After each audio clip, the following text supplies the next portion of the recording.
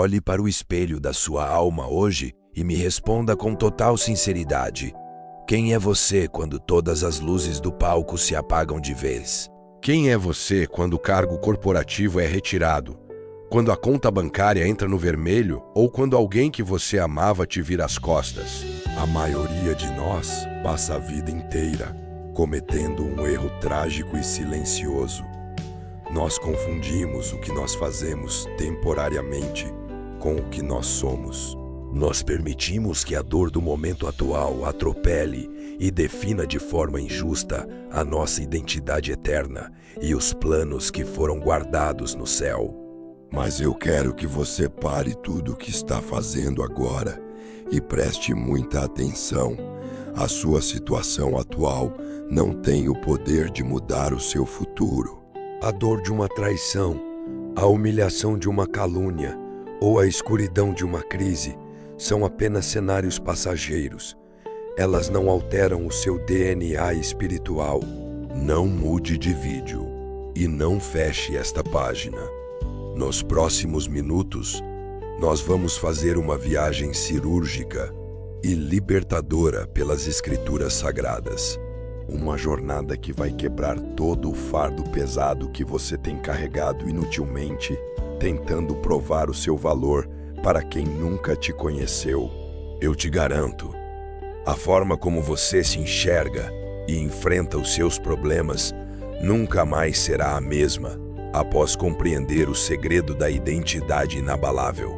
O grande dilema da nossa geração é a pressa e a necessidade neurótica de validação externa que tenta rotular o chamado que Deus colocou em nós.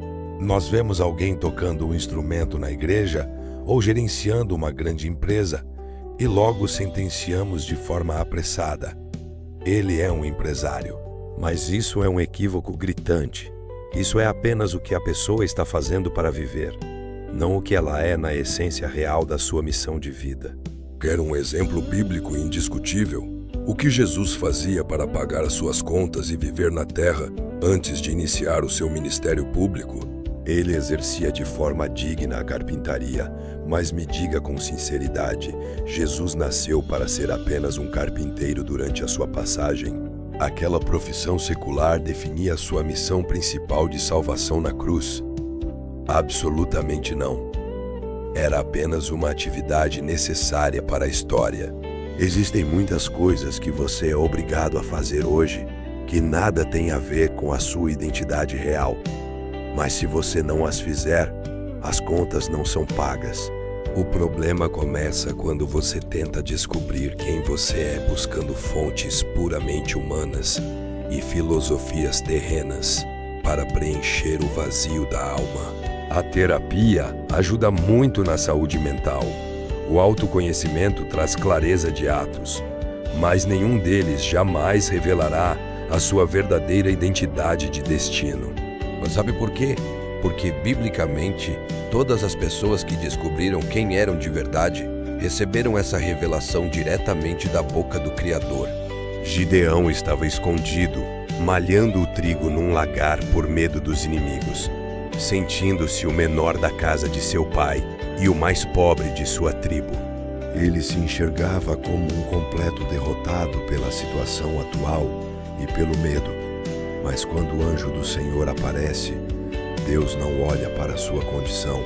Deus olha para o futuro e decreta com autoridade: o Senhor é contigo, homem valente e poderoso guerreiro. E quando Deus fala, está falado.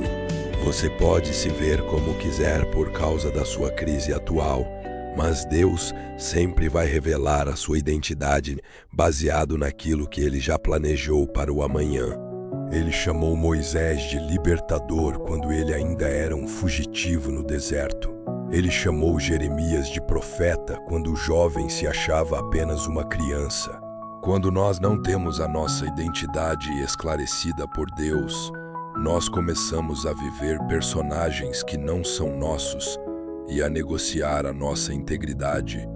Mas existe um exemplo bíblico avassalador de um homem que passou pelas maiores bagunças e traições e ainda assim nunca negociou quem ele era: José. José era o filho preferido de Jacó. Andava com uma túnica colorida e exclusiva, cercado de amor. Mas a Bíblia nos ensina uma dura realidade. Ser muito amado por alguém frequentemente desperta o ódio e a inveja de outros. Os próprios irmãos de José começaram a odiá-lo sem que ele fizesse mal. Quando José compartilha os sonhos que Deus lhe dera, os irmãos atingem o ápice da fúria e decidem matá-lo apenas porque não suportavam os seus sonhos. Eles rasgam a sua túnica, jogam o jovem ferido em uma cisterna escura e vazia e depois o vendem como escravo para mercadores que o levam ao Egito. Imagine o choque psicológico. Dormir como o filho preferido e acordar no dia seguinte como um escravo estrangeiro, debaixo de chicotadas e ordens. Qualquer um de nós começaria a murmurar, a reclamar do governo ou a gritar contra Deus dizendo que a vida é injusta, mas você não vê José fazendo isso. Sabe por quê? Porque a dor da traição não mudou quem ele era por dentro. A sua geografia mudou, a sua roupa mudou, mas a sua identidade permaneceu. José é levado para a casa de Potifar, um oficial do faraó. Como a verdadeira identidade de José era de um governante, ele não ficou esperando um trono. Ele governava onde ele estava, mesmo sendo um escravo. Trabalhava com tanta excelência que Potifar entregou a chave de toda a sua casa nas suas mãos. Quem tem uma identidade firme revela a presença de Deus nas pequenas atitudes. A prova de fogo de José surge quando a esposa de Potifar tenta seduzi-lo. José era jovem e bonito, e a desculpa carnal de que a carne é fraca estaria pronta. Mas a resposta de José é um monumento. Como pecaria contra Deus? Ele não estava preocupado com o que as pessoas iam falar. Ele estava preocupado com a sua integridade diante daquele que o guardava em segredo. Por causa dessa firmeza, ele é caluniado e jogado no fundo de uma prisão. O cenário piorou drasticamente. Ele saiu da casa do oficial para o cárcere. E o que José faz lá dentro? Ele volta a governar. Ele se torna o chefe dos prisioneiros, cuidando de tudo com tamanha liderança e integridade. Ele não dependia de fatores externos para ser quem nasceu para ser.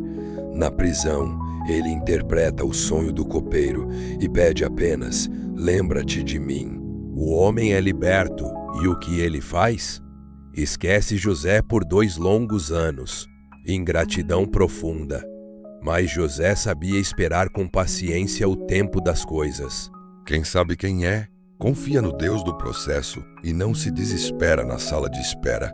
Se ele saísse antes, seria apenas mais um homem livre e comum no Egito. Mas Deus permitiu o tempo exato para que a porta se abrisse, no momento em que o próprio faraó tivesse um enigma insolúvel e precisasse de uma resposta. Quando José finalmente é chamado diante do faraó, ele raspa a barba e troca de vestes. Faraó diz que ouviu falar que ele sabia interpretar sonhos. Com orgulho humano, José poderia se vangloriar, mas a sua resposta esmaga a vaidade. Isso não está em mim, mas Deus dará resposta favorável a Faraó. Diante do trono, ele continuou sendo o mesmo José, temente, humilde e focado. Ele interpreta o sonho, dá a estratégia e recebe o anel de governo do Egito. Antes do almoço, ele era um presidiário esquecido. Antes do pôr do sol, ele era o governador da maior potência da terra, porque guardou a sua essência. Por isso, meu querido irmão, minha querida irmã, pare de usar a sua boca para murmurar e reclamar sobre o que deu errado na sua caminhada de fé. Se Deus ainda não terminou a obra, acalme o seu espírito e aguente firme. Quando você entender quem você é no Senhor, carregar a cruz fica mais leve. Deus nos dá propósitos gigantescos, mas o fardo dele nunca será pesado demais para quem está alinhado. O jugo é suave e o fardo é leve na presença.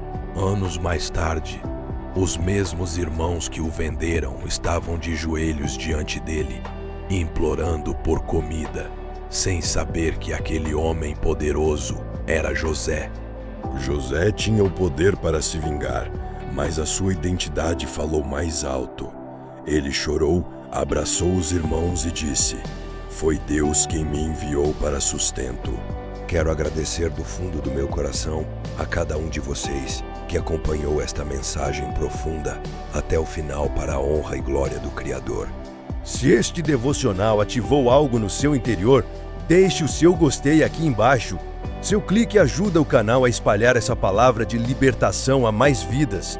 Inscreva-se no canal, ative o sininho e compartilhe este vídeo agora mesmo. Que a paz e a prosperidade do Senhor guardem a sua casa hoje e sempre. Amém.